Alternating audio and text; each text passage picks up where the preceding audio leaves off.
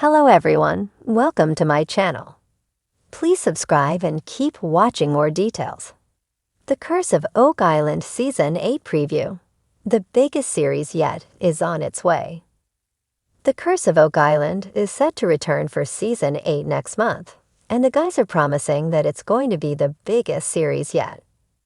The Fellowship of the Dig is returning on November 10, and Marty and Rick Lagina and their team are more determined than ever to solve the 225-year mystery of Oak Island. It seems that not even a global pandemic could slow them down, as the guys have, once again, taken advantage of this year's summer weather to go digging for treasure on the Canadian island. The season preview has promised us that they will be searching in brand new areas and with brand new technologies. They will also be bringing in the best minds to come up with more and more inspired and crazy theories as to what happened on the island centuries ago. We can also expect to see more sophisticated sonic drilling and teams of divers with the most up-to-date tech equipment and quite possibly the biggest excavation there has ever been. And most importantly, bigger and better Bobby Dazzlers.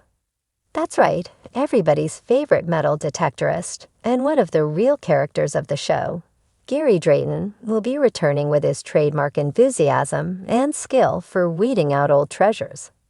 They've also given him a bigger and better metal detector, which, as well as picking up more Bobby Dazzlers, should also be able to identify potential tunnels many meters below the surface. Keep your fingers crossed that he keeps us entertained throughout the season by unearthing plenty of treasures, so Monsters and Critics can bring you Gary Drayton's Find of the Week in our weekly recaps. Last season, the guys really began to focus on the swamp, which even led to a gargantuan effort to try to drain the marshy land. They keep coming up with evidence that the swamp was artificially created up to 800 years ago, perhaps to hide something of groundbreaking importance.